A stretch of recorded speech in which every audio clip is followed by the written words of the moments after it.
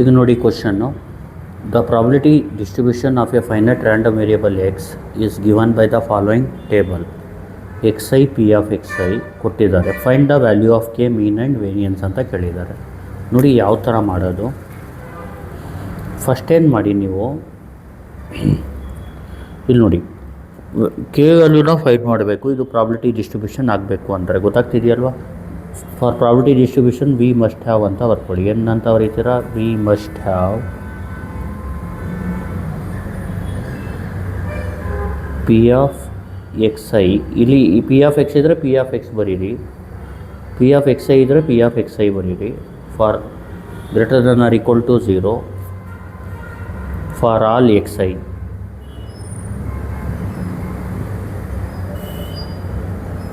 and summation of p of xi is equal to 1. First ಇದು ಬರ್ಕೋಬೇಕು. ಆಮೇಲೆ ಏನು ಮಾಡಿ, ಇಲ್ಲಿ ನೋಡಿ ಇಲ್ಲೇನು ಮಾಡಬೇಕಂದ್ರೆ ನೀವು ದೇರ್ ಫೋರ್ ಈಗ ನೋಡಿ ಪಿ ಆಫ್ ಎಕ್ಸ್ ಐ 0 ಇರಬೇಕು ಅಥವಾ 0ಗಿಂತ ಜಾಸ್ತಿ ಇರಬೇಕು. ಅದಕ್ಕೆ ಕೆ ಏನಿರಬೇಕು? Greater than or equal to 0 ಅಂತ ಬರ್ಕೊಳ್ಳಿ. ಅರ್ಥ ಆಗ್ತಿದೆಯಲ್ವಾ. And summation of P of X I 1 ಇರಬೇಕು ಅಂದರೆ ಇದನ್ನ ಆ್ಯಡ್ ಮಾಡಿ. 0.1 plus K plus 0.2 plus 2k plus 0.3 plus K is equal to 1. ಇಲ್ಲಿ ನೋಡಿ ಫಸ್ಟು ಲೈಕ್ ಟರ್ಮ್ಗಳನ್ನ ಆ್ಯಡ್ ಮಾಡಿ. ಕೆ 2k ಅಂದರೆ 1k 2k 1k ಅಂದರೆ ಟೋಟಲ್ 4k ಆಗುತ್ತೆ.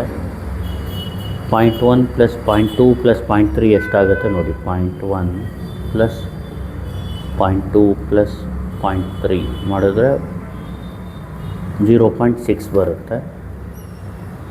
0.6 ಈಸ್ ಈಕ್ವಲ್ ಟು 1.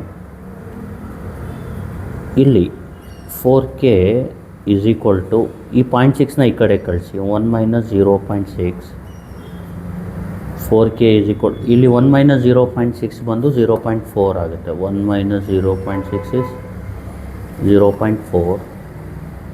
ಈಗ 0.4/4 ಅಂದರೆ ಕೆ ವ್ಯಾಲ್ಯೂ ಸಿಗುತ್ತೆ ನಿಮಗೆ.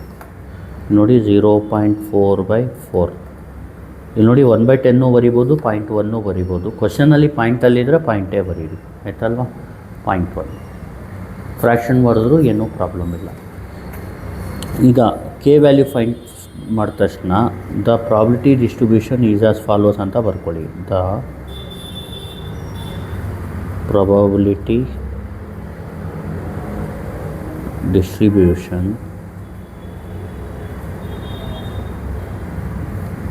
Is as follows. ಇಲ್ಲಿ X I P of X I ಬರುತ್ತೆ. ಇಲ್ಲಿ ಎಕ್ಸ್ ಐ ಅಂದರೆ ಇದು ಬರ್ಕೊಳ್ಳಿ. -2 -1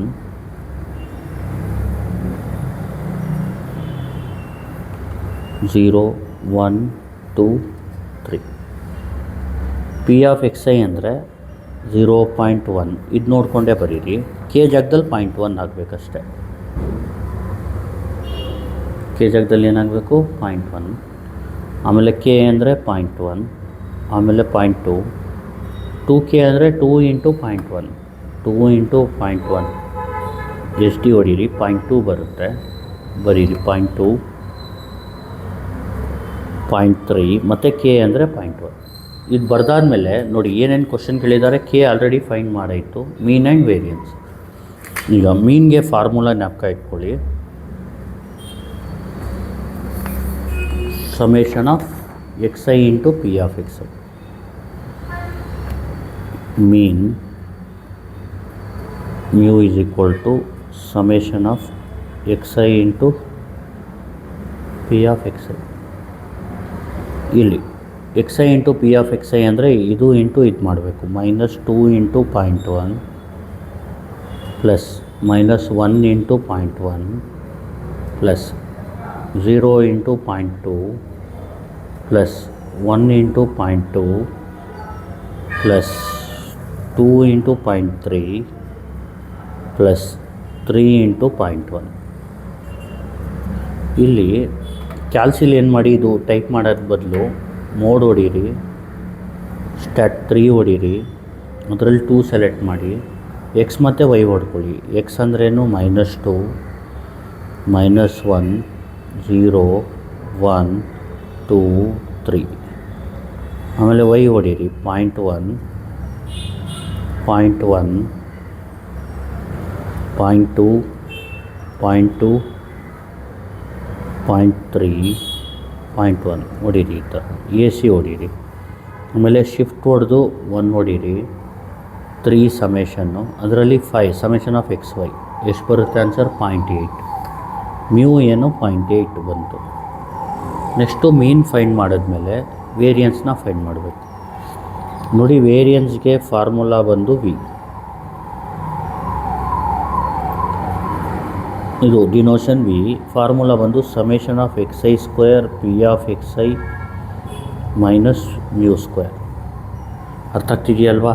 ಇಲ್ಲಿ ನಿಮಗೆ ಏನು ಗೊತ್ತಿರಬೇಕಂದ್ರೆ, X I square P of X I ಅಂದರೆ ಇದನ್ನ ಸ್ಕ್ವೇರ್ ಮಾಡಿ ಮಲ್ಟಿಪ್ಲೈ ಮಾಡೋದು. ಯಾವುದು? ಎಕ್ಸ್ ಐನ ಸ್ಕ್ವೇರ್ ಅಂದರೆ -2 ಸ್ಕ್ವೇರ್ 0.1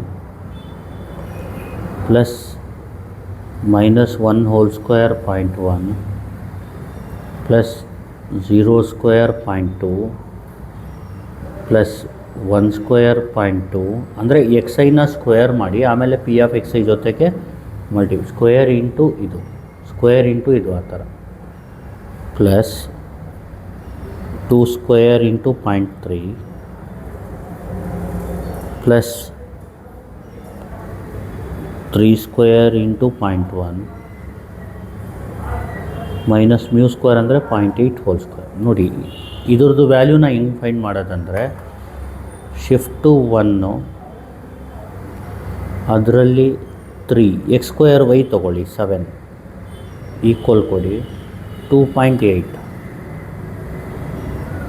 ನೋಡಿ, ಎಕ್ಸ್ ಸ್ಕ್ವೇರ್ ವೈ ಅಂದರೆ ಇದ್ರದ್ದು ವ್ಯಾಲ್ಯೂ. ಇದೆಲ್ಲ ಬರೆಯೋದು ಬೇಕಾಗಿಲ್ಲ, ನೀವು ಬೇಕಿದ್ರೆ 2.8 ಮೈನಸ್ 0.8 ಹೋಲ್ ಸ್ಕ್ವೇರ್ ಅಂತ ಬೇಕಾದರೆ ಬರ್ಕೊಳ್ಳಿ. ಈಗ ಮಾಡಿ 2.8 minus 0.8 whole square is equal to variance ಸಿಗುತ್ತೆ 2.16. ಅರ್ಥ ಆಯ್ತಲ್ವಾ? ಅಂದರೆ ನೀವು ಇದು ಬರೆಯೋಕ್ಕೆ ಹೋಗ್ಬೇಡಿ, ಎಕ್ಸಾಮಲ್ಲಿ ಟೈಮ್ ಇಲ್ಲ ಅಂದರೆ ಡೈರೆಕ್ಟ್ ಇದು ಆನ್ಸರ್ ಬರ್ದ್ಬಿಡಿ. ಇದನ್ನ ಮಾಡೋದು ಯಾವ ಥರ, ಮೋಡ್ ಹೊಡೆದು ಸ್ಟ್ಯಾಟ್ ಹೊಡೆದು 2 ವೇರಿಯೇಬಲ್ಗೆ ಹೋಗಿ, ಅಂದರೆ ಇಲ್ಲಿ ಮೋಡು ಸ್ಟ್ಯಾಟು ಇದರಲ್ಲಿ 2ಗೆ ಹೋಗಿ, ಅಂದರೆ ಎಕ್ಸ್ ವೈ ಹೊಡೀರಿ. ಎಕ್ಸ್ ಜಾಗದಲ್ಲಿ ಇದು ವೈ. ಇದ್ರದ್ದು ಆನ್ಸರ್ ಸಮೇಷನ್ ಆಫ್ ಎಕ್ಸ್ ವೈಲಿ ಸಿಗುತ್ತೆ, ಇದು ಸಮೇಷನ್ ಆಫ್ ಎಕ್ಸ್ ಸ್ಕ್ವೇರ್ ವೈಲಿ ಸಿಗುತ್ತೆ. ಅರ್ಥ ಆಯ್ತಲ್ವಾ? ಇದನ್ನ ಇನ್ನೊಂದು ಸತಿ ಹೇಳ್ಕೊಡ್ತೀನಿ ನೋಡಿ. ಕ್ವಶನ್ ಬಂದು The probability distribution of a finite random variable x given by the following table: xi p of xi. Find the value of k, mean and variance. ಅಂದರೆ we must have p of xi should be greater than or equal to 0 for all xi. ಇನ್ನೊಂದು summation of p of xi is equal to 1.